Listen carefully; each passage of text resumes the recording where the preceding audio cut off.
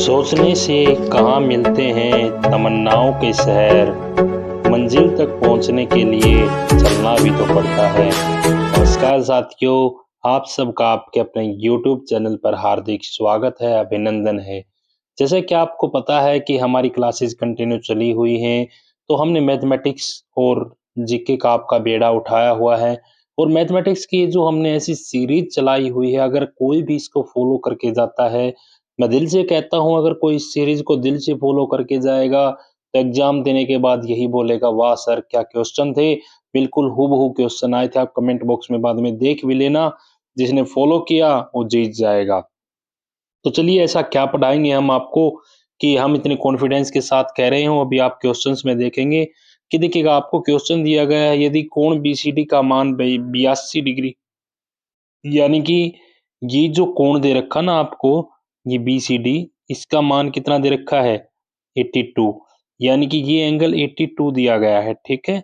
अब आपको पता होना चाहिए कि अगर ये कोण 82 डिग्री है, तो मैं कहता हूँ कि ये मैंने कोई सर्कल लिया, यहाँ पर अगर मैंने एक टेंजेंट ड्रॉ कर दी, मान लीजिए टेंजेंट है, तो यहाँ पर जो एंगल बनाया जाएगा, यानी कि इस कोड के द्वारा, टेंजेंट को हम कहते हैं हिंदी में स्पर्श रेखा।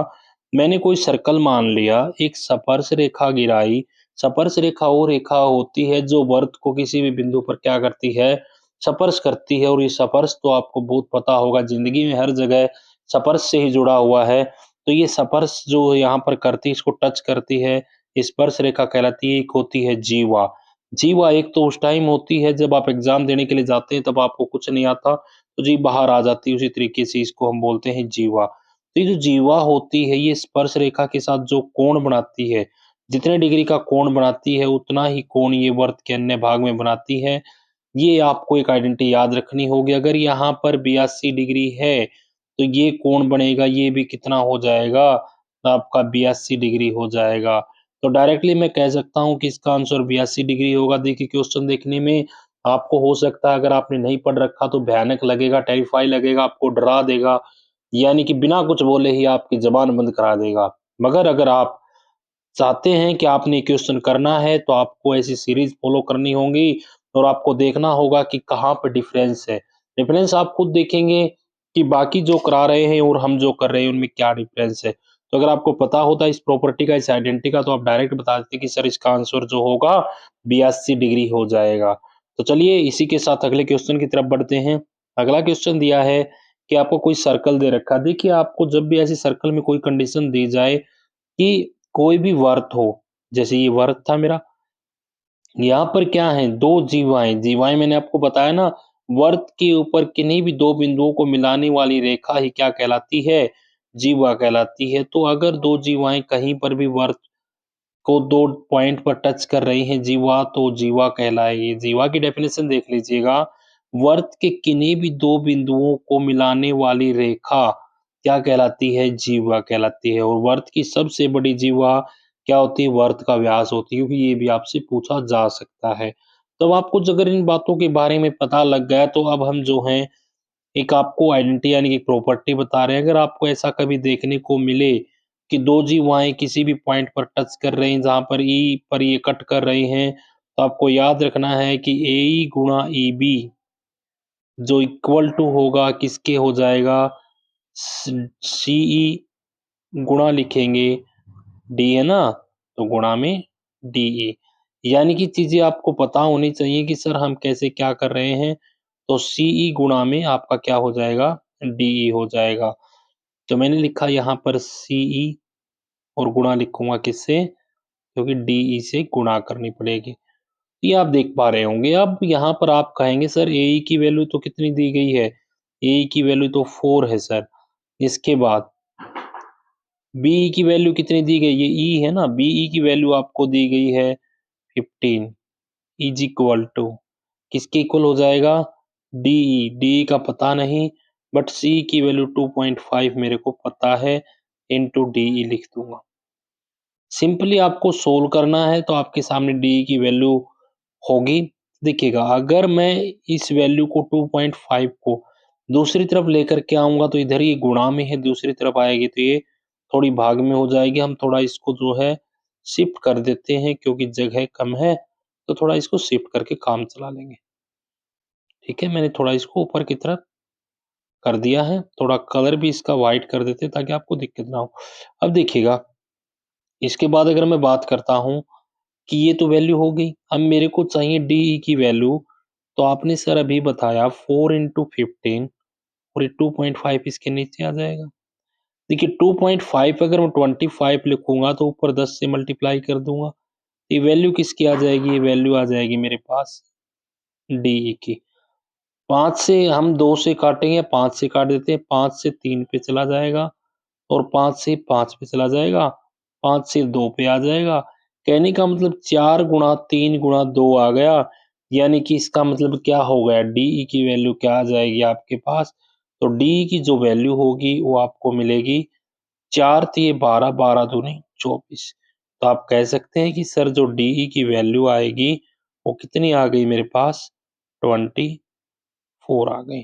तो उम्मीद करता हूँ कि आपको क्वेश्चन जो है समझ आया होगा कि क्वेश्चन में करना क्या है। अगर आपको कहीं पर भी किसी भी स्टेप में कोई भी डाउट है तो आप मेरे से कभी भी पूछ सकते हैं। कमेंट बॉक्स आपके लिए सदा खुला रहेगा। ऑप्शन इसका आंसर नंबर सी लगाना पड़ेगा आपको। ठीक है, अगले क्वेश्चन की तरफ बढ़ते हैं। देखिएगा अगला क्वेश्चन 108 का है। 15 संतरों का क्रय मूल्य जो है 20 संतरों के विक्रय मूल्य के बराबर है। मैंने मान लिया एक संतरे का क्रय मूल्य जो था सीपी था, तो 15 का क्रय मूल्य क्या हो जाएगा, 15 गुणा सीपी। ये किसके बराबर दिया है, मैंने मान लिया एक संतरे का विक्रय मूल्य एसपी था, तो 20 संतरे का विक्रय मूल्य किसके बराबर हो जाएगा, 20 एसपी के। एसपी वो वाला पुलिस वाला एसपी नहीं है। अगर आपको पुलिस में एसपी बनना है तो आपको हमसे पढ़ना पड़ेगा, ये चीजें आपको सीखनी पड़ेंगी, फिर आप पुलिस वाले एसपी की तरफ भी जा सकते हैं। अभी तो आप कांस्टेबल और पुलिस इसको मान करके चलिए, आप यहीं पर हैं। ठीक है, यहाँ तक भी पहुंचना बहुत मुश्किल है। तो देखिएगा हम क्या करते हैं, सीपी को एसपी से भाग लगा देते हैं, क्योंकि दूसरी तरफ लेके आएंगे तो भाग में आ जाएगा। इधर मेरे पास 20 था, 15 दूसरी तरफ जाएगा, भाग में चला जाएगा। अब देखिएगा, अगर मैं 5 से डिवाइड कर देता हूँ तो 5 4 जा 20 और 5 3 जा 15। अरे कहने का मतलब है कि 5 चौका 20 और 5 तिये 15, 4 और 3 आ गए। ये देखो विक्रय मूल्य है 4 रुपए और विक्रय मूल्य है 3 रुपए। तो तुम बताओ हानि होगी या लॉस हो, प्रॉफिट होगा। तुम कहोगे जी हानि हो जाएगी, हानि ना अंग्रेजी में लॉस भी कह दिया अगर भाई, तो पता होगा तुमने लॉस बहुत खाए होंगे जिंदगी में, कदे प्यार में धोखा, कदे किसी चीज में धोखा, तो ये लॉस ही कहलाओ है।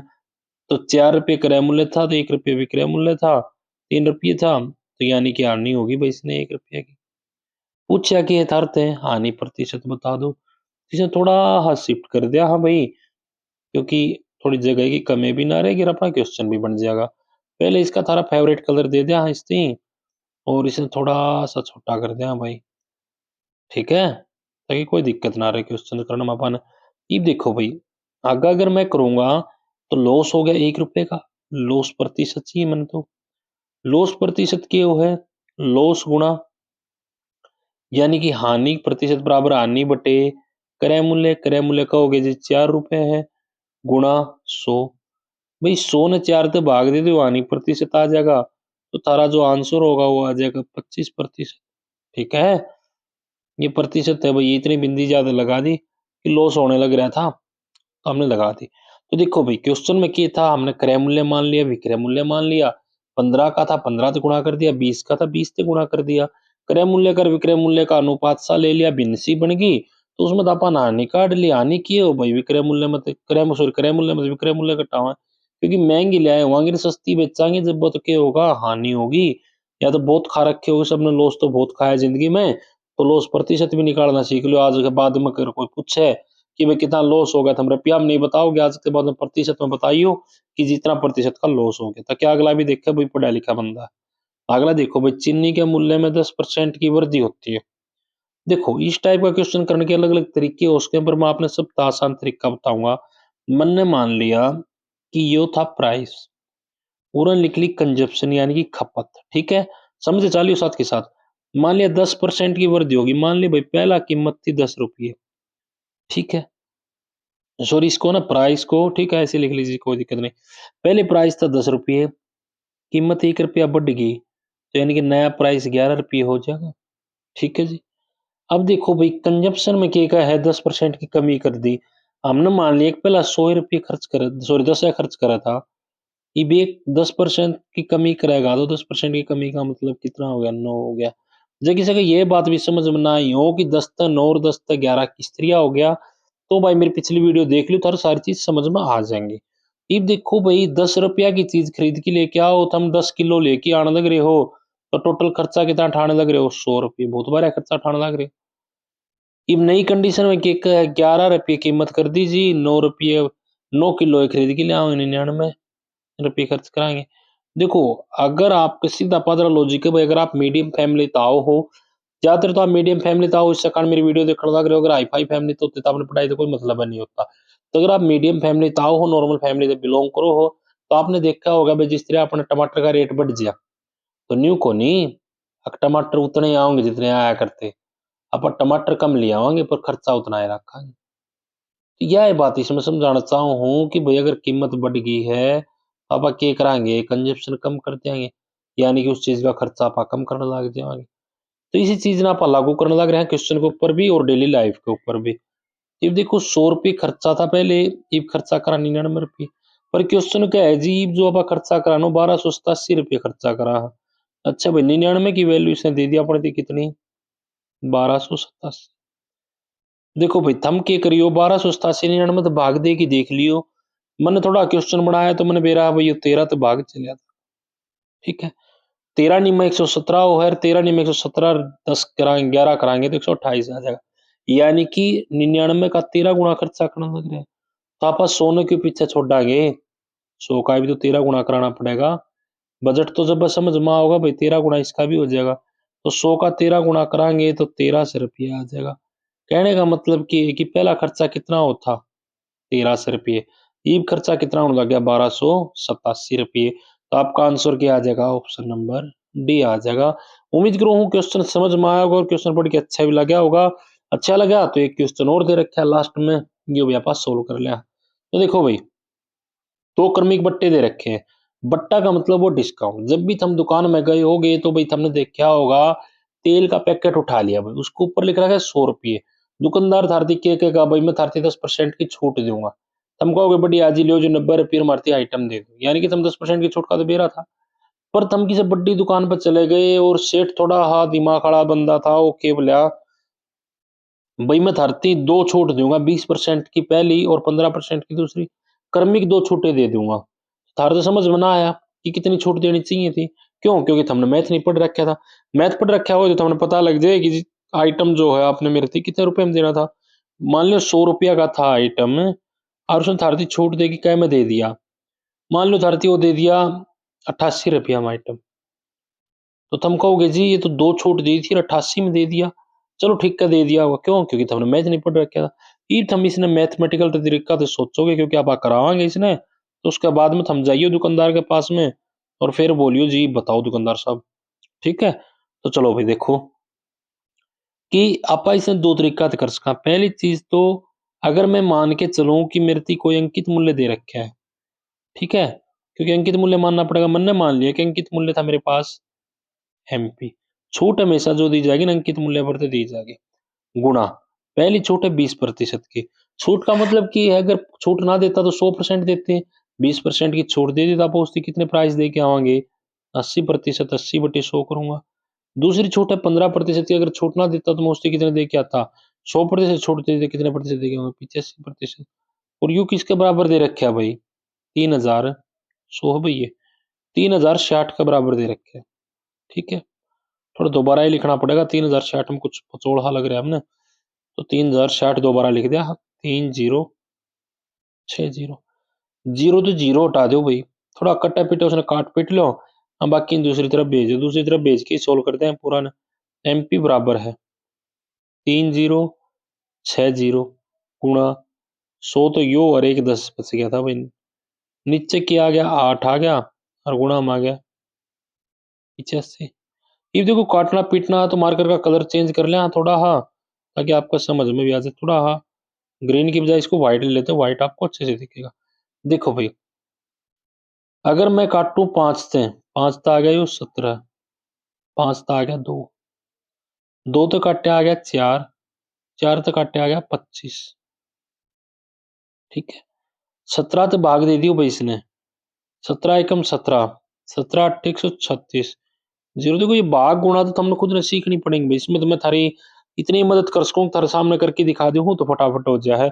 बाकी ये चीज तो हमने खुद से भी थोड़ी बहुत सीखनी पड़ेगी ताकि हम भी मेरे तरिया इसने फटाफट भाग दे इसको। ठीक है, तो देखो भाई अब अपने पास के बचा 180 और गुणा में एक चीज और बच गई 25।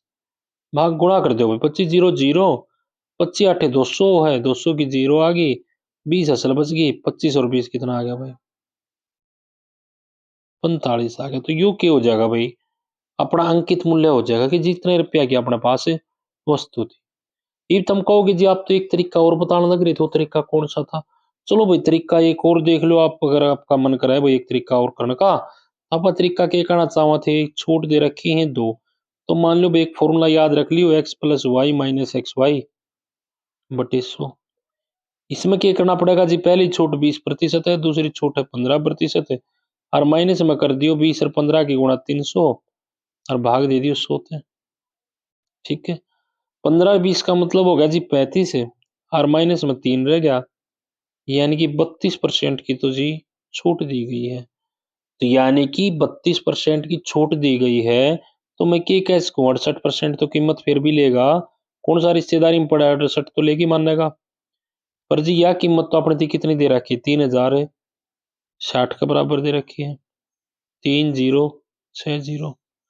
थोड़ा भाग दे लिया हाँ, गुणा कर लिया हाँ, तो उसके बाद में अपना आंसर भी आ जाएगा, MP गुणा 68।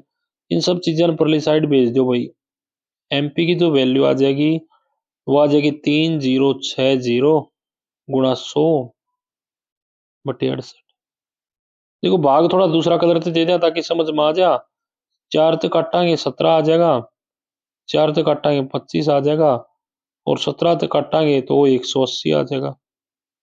180 की 25 की गुणा अपन पीछे करी थी, या कर रखी, तो 45 आ जाएगा।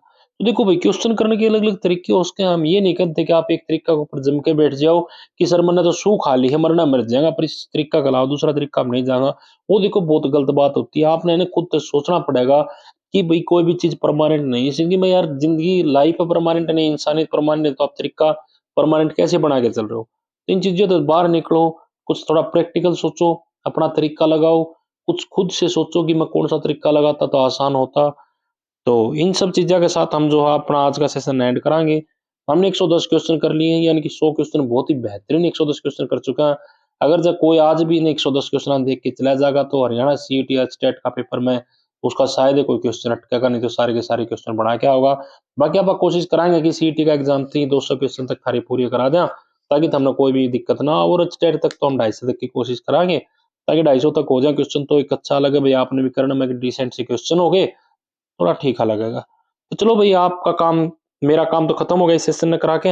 ये तारा काम बच गया कि सेशन में शेयर कर दियो अपने यार मित्र दोस्तों के साथ में, और अपने गर्लफ्रेंड बॉयफ्रेंड जो भी हैं आपके, या फिर भई आज तो बर्थ का हिसाब था जिसके साथ में आपका ज़िक्र है, उसके साथ अपने शेयर कर दियो। और चलो आपको पूरी तरह विश्वास है कि भई आप शेयर करोगे, लाइक करोगे। इस वीडियो में इतना ही रहेगा। Thanks for watching. आपका दिन शुभ रहे।